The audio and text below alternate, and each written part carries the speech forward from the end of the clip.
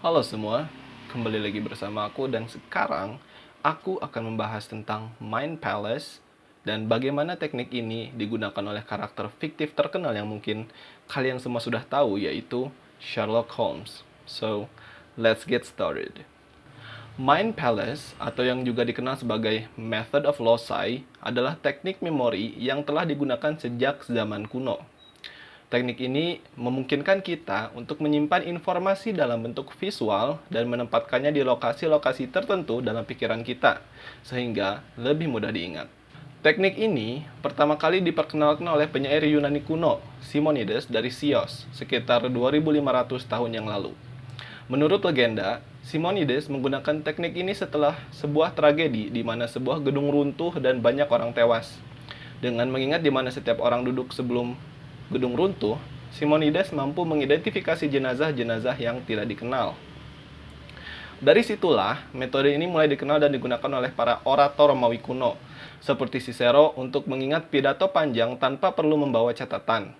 Mereka membayangkan sebuah bangunan besar dalam pikiran mereka dan menempatkan bagian-bagian dari pidato mereka di berbagai ruangan atau lokasi dalam bangunan tersebut. Sekarang, mari kita bahas bagaimana teknik ini digunakan dalam dunia modern, terutama dalam karakter fiktif Sherlock Holmes. Sherlock Holmes yang diciptakan oleh Sir Arthur Conan Doyle adalah detektif dengan kecerdasan yang luar biasa dan kemampuan observasi yang tajam. Dalam adaptasi modern seperti serial Sherlock yang ditayangkan oleh BBC, yang juga diperankan oleh Benedict Cumberbatch, kita sering melihat Sherlock menggunakan teknik Mind Palace ini untuk menyimpan dan mengatur informasi-informasi yang penting, selama Sherlock Holmes memecahkan suatu kasus. Di dalam cerita-cerita tersebut, Sherlock membayangkan sebuah tempat yang sangat detail dalam pikirannya, seperti sebuah gedung besar atau perpustakaan. Setiap ruangan dalam gedung tersebut diisi dengan petunjuk, data, dan informasi yang ia butuhkan untuk memecahkan kasus yang dia jalani. Ketika ia membutuhkan informasi tertentu, Sherlock cukup berjalan melalui Mind Palace-nya dan mengambil informasi tersebut dari lokasi yang sudah ia tentukan.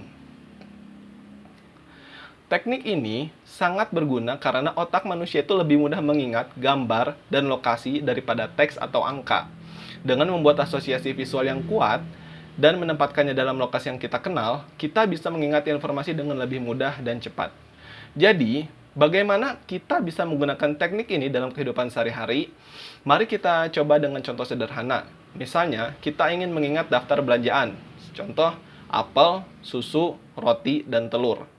Bayangkan ketika kita berada di rumah kita, di ruang tamu kita melihat sebuah apel raksasa di atas meja kita. Kemudian di dapur, kita melihat sebuah susu di dalam kulkas. Di ruang makan, kita melihat roti di atas piring. Dan di kamar tidur, kita menemukan telur di atas bantal. Dengan visualisasi yang kuat seperti ini, kita lebih mudah mengingat setiap item dalam daftar belanjaan tersebut. Kita juga bisa menggunakan teknik ini untuk mengingat poin-poin penting dari sebuah presentasi atau bahkan untuk belajar materi ujian. Mind Palace ini bukan hanya sebuah teknik memori kuno, tetapi juga alat yang sangat berguna dalam kehidupan modern. Dengan latihan dan praktik rutin, kita semua bisa mengembangkan kemampuan ini dan meningkatkan daya ingat kita. Dan terakhir, berikut beberapa tips untuk membuat Mind Palace yang efektif. 1.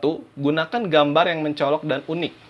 2. Gunakan lokasi yang familiar dan mudah dibayangkan. Dan yang ketiga adalah berlatih secara rutin untuk meningkatkan kemampuan visualisasi dan memori kalian. Jadi, itulah penjelasan tentang Mind Palace dan bagaimana Sherlock Holmes menggunakan teknik ini. Semoga video ini bermanfaat dan bisa membantu kalian dalam meningkatkan kemampuan memori kalian. So, that's all from me. Keep learning.